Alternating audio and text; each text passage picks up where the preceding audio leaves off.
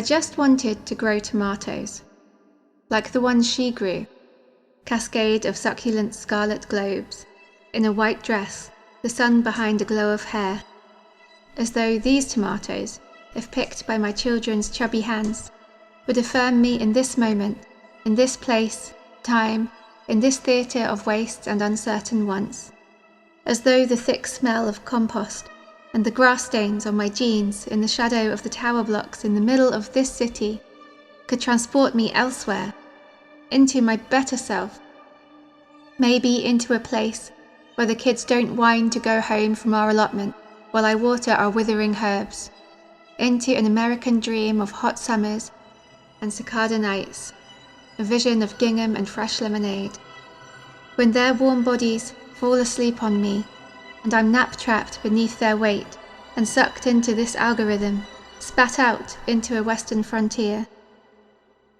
I just wanted to plant out my tomatoes, but while learning which parts to cut back, which to let grow, she reaches out and pulls me into her homestead, feeds me home-canned peaches, sunlight without screens, pressed flowers grown in the garden, borage, nasturtium, lavender salve for wounds and worry. From here I can't see the mess on the floor, the kids' plastic snack wrappers, 3 hours to go of cleaning before collapsing exhausted into bed. They don't speak of husbands, convenience foods, nannies, daycare, sponsorship, ads, money, only clean, organic, halfway to saving the world through self-reliance, pre-industrial fever dream of unbleached linen, headscarves, baskets. From my grubby London corner, I watch these pioneer women of the apocalypse, stocking their pantries, labelling with nude, manicured fingers, a perfect smudge of dirt on a cheekbone, camera ready, bonneted baby on a bare wood floor, unlocking some kind of yearning in me. What do I want that this works on me? Standing by moonlight, in the communal garden full of nettles and glass, between the neighbours' rubbish and all-night barbecues, the lunar calendar on my kitchen wall tells me it's time to sow seeds. It's been a whole cycle since I had time to sink my fingers into dirt. Everything is overgrown, unwieldy, root-bound, gone to seed. Too tired to tend to the beds I made. I want the trees to be my girls' teachers. I have to learn their names along with them.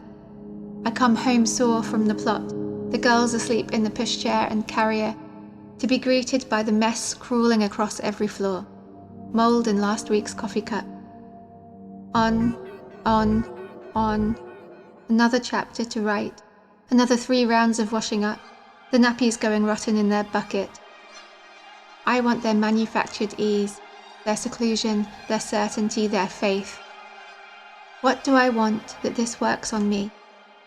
Yes, I want a linen dress, a sunny porch, when there is £1.22 in my account until next Wednesday, and my tomatoes are from the food bank. I sink into her domestic bliss at the job centre, this warped mirror that seduces and repels me, an invisible husband to pay for the land and take away the relentlessness of nights alone washing, of nights alone waiting or wanting, reliving the ravages of postpartum anxiety when a dream, the world, any chance circumstance could tear through my newborn, only half breathing the toxic air, delirious from vague threat and hunger, not eating lunch to make sure the squash for her puree is organic. Now the failures stack up and tower over the children as they grow, the microplastics, forever chemicals. Holding the homegrown corn that will end up on the floor, a modern-day Demeter. I cannot keep the world safe for my daughters. I cannot keep the world safe for my daughters. Crunchy, granola, stay-at-home mother. What does growing tomatoes have to do with home birthing, natural term breastfeeding? I do like to bake bread. Sometimes when I remember, I also like sewing. I don't want kids to be beholden to a school routine. I want us to spend our lives outdoors. I know what it's like to be coerced into an unnecessarily medicalized birth, to have my body ruthlessly scarred for convenience, to be reduced to an object, to burn out at work and have nothing left for the people I care about? Is the remedy a scrubbed wooden table, fruit from the garden, immaculate Montessori furniture? Possessed by the algorithm, I see the glow of the pipeline. Too tired to be a feminist, so I too want to feel special in my feminine relation to things. To bury myself in domesticated wildness. To brand motherhood as my purpose, rather than experience it as magic and terror. I've been thinking of buying another freezer to store pie filling after the apple harvest. They keep saying care is a sacred calling, not something to be ashamed of, not lesser. But you have to care for the right things, the right people, the right way, the godly way, the sinister way. Care for immediate kin, the ones that look like or think like you. From natural, feminine, healthy, a barefoot walk to white supremacy.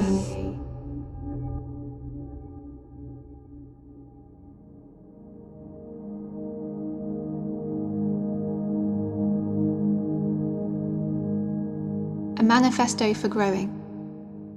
I'm going to teach my daughters to embroider the word no onto their charity shop sweaters. I'm going to get vibrant in my aloneness, my queerness, my delicious slutty poly wildness.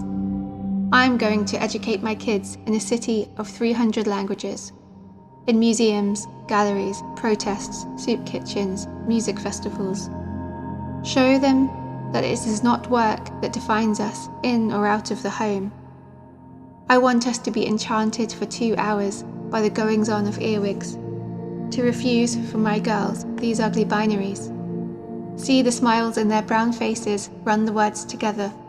In our nature city, our girl-boy, world home, care thinking.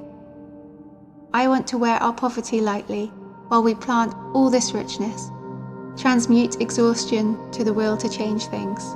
In myself, on our plot, in our town, our lives, our world. Tenacious as mare's tail. I tend 5 poles of mental space, where we can grow, grow, grow.